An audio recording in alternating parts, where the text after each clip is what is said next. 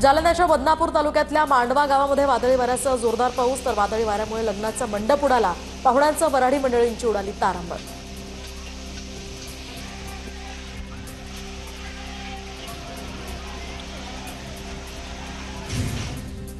कल्याणमध्ये सप्तशृंगी इमारतीचा स्लॅब कोसळला। ढिगाऱ्याखाली अडकून 6 जणांचा मृत्यू। मृतांमध्ये 3 महिलांचा एका 1.5 वर्षाचा मुलीचा समावेश। ढिगाऱ्याखाली लोक अडकल्याची भीती। बचाव कार्य सध्या सुरू। पुण्यातील सणसवाडी परिसरामध्ये वादळी वाऱ्यामुळे होर्डिंग कोसळलं। 5 ते 6 दुचाकींचं यामुळे नुकसान। सुदैवानं कुठलीही जीवितहानी नाही। पुण्यातील धानोरी पोरवाल या रोडवर होर्डिंग कोसळलं। जोरदार पावसामुळे होर्डिंग पडल्याची पुण्यात दुसरी दुर्घटना। तर जीवितहानी सुदैवानं नाही। अग्निशमन दलाकडून होर्डिंग हटवण्याचं काम हाती। पुण्यात फुरसिंगीतील मंतरवाडी चौकात फ्लेक्स या ठिकाणी लावल्यामुळे सुदैवानं तो फ्लेक्स कोसळल्यानं जीवितहानी नाही। जोरदार पावसामुळे पुण्यात ठिकठिकाणी होर्डिंग्स कोसळण्याच्या घटना। कोल्हापुरात वादळी वाऱ्यासह जोरदार पावसाची हजेरी। वाहनधारकांची यामुळे तारांबळ। जिल्ह्यासह पुढचे 3 दिवस वादळी वाऱ्यासह पावसाचा इशारा। पुण्याच्या जुन्नरमधील ओतूर, डिंगोरे, उमरज या परिसरामध्ये सुसाट्याच्या वाऱ्यासह जोरदार पाऊस तर काही ठिकाणी झाडंही उन्मळून पडली। शेती पिकांचंही मोठं नुकसान। जालन्याच्या कडवंची आणि आंभोरेवाडी परिसरामध्ये मुसळधार पावसाची हजेरी। पावसाचा जोर अधिक असल्यामुळे शेतांना तळ्याचं स्वरूप। अहिल्यानगरमध्ये काही ठिकाणी जोरदार पावसाची हजेरी। श्रीगोंद्यातील अजुननगरमध्ये मुसळधार पाऊस। नाशिकच्या लासलगावसह परिसरात मुसळधार पावसाची बॅटिंग। शेतामध्ये पावसाचं पाणी साचल्यानं या परिसराला तळ्याचं स्वरूप। वर्धा जिल्ह्याच्या वेगवेगळ्या भागामध्ये मान्सूनपूर्व पावसाची हजेरी। अचानक आलेल्या पावसामुळे वाहन चालकांची चांगलीच तारांबळ। सोलापूरच्या माढ्यासह परिसरामध्ये वादळी वाऱ्यासह जोरदार पावसाच्या सरी। पावसामुळे उन्हाळी कांद्याचं मोठं नुकसान। काही भागात पाणीही साचलं।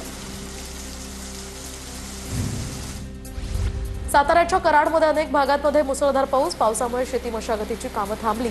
धुळवाप पेरण्याच्याही यामुळे रखडल्या। सांगली जिल्ह्यातल्या अनेक भागांमध्ये धुव्वाधार पाऊस। शेती पिकाला मोठ्या प्रमाणात याचा फटका। शेतकऱ्यांमध्ये संतापाचं वातावरण। भंडाऱ्याच्या चिंचोली अंतर्गावात वादळी वाऱ्यासह आलेल्या पावसामुळे मोठं नुकसान तर अनेक ठिकाणी विद्युत खांब, झाडं उन्मळून पडल्यानं मार्गही विस्कळीत। चिपळूणमध्ये पावसाची जोरदार बॅटिंग। मुंबई गोवा महामार्गावर पावसाचा जोर वाढला। वाहनधारकांची या ठिकाणी कसरत सुरू। सिंधुदुर्ग जिल्ह्याला मान्सूनपूर्व पावसानं झोडपलं। कुडाळ, सावंतवाडीसह कणकवलीमध्ये जोरदार पाऊस। सखल भागातही पाणी साचलं। काही ठिकाणी विद्युत पुरवठा सुद्धा खंडित झाल्याची माहिती। पुण्यातील कोंढवा, कात्रज या भागातही जोरदार पाऊस। हवामान खात्याकडून पुणे शहरासह जिल्ह्यात ऑरेंज अलर्ट।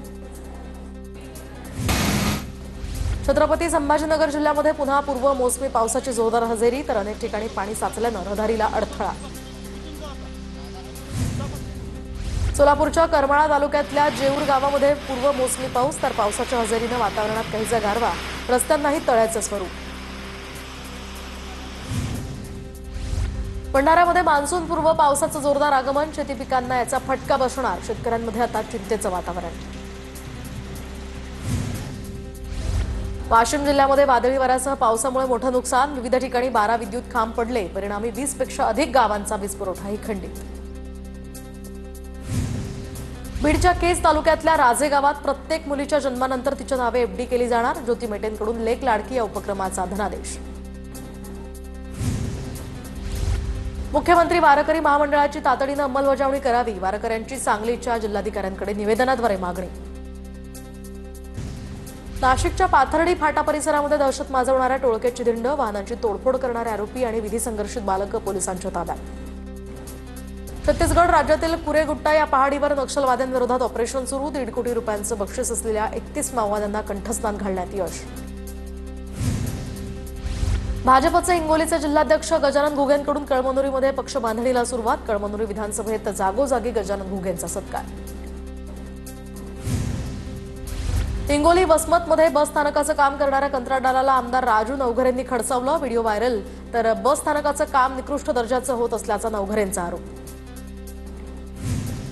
कोल्हापूरच्या महात्मा गांधी मैदानामध्ये ठाकरे गटाचं पैसे उधळून आंदोलन। महात्मा गांधी मैदानासाठी 5 कोटींचा खर्च करून सुद्धा 2 दिवसातच मैदानाचं या ठिकाणी तळ्यात रूपांतर झालंय। वाशिमच्या जिल्हा परिषदेसमोर अंगणवाडी सेविकांचं धरणे आंदोलन। अंगणवाडी सेविकांच्या विविध मागण्यांसाठी आंदोलन। नांदेडमध्ये कृषी सहाय्यक संघटनेचं आंदोलन। कृषी सेवक कालावधी रद्द करण्यासह विविध संघटनांसाठी आता जोरदार घोषणाबाजी।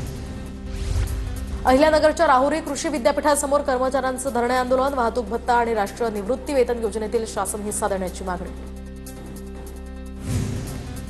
पुण्याच्या इंदापुरात टोल वसुली विरोधात ठाकरेंची शिवसेना आक्रमक। इंदापूर अकलूज टोल वसुली विरुद्ध ठाकरे गटाचं जोरदार आंदोलन। साताऱ्याच्या पाटणमध्ये भर पावसात तिरंगा रॅली। मंत्री शंभूराज देसाईंचा रॅलीत सहभाग। भारतीय सैन्याच्या सन्मानार्थ तिरंगा रॅली। परभणीच्या पाथरीमध्ये पीक विम्यासाठी भारतीय कम्युनिस्ट पक्षाचं आंदोलन। कृषी विभागाच्या कार्यालयाला टाळे ठोकत आंदोलन।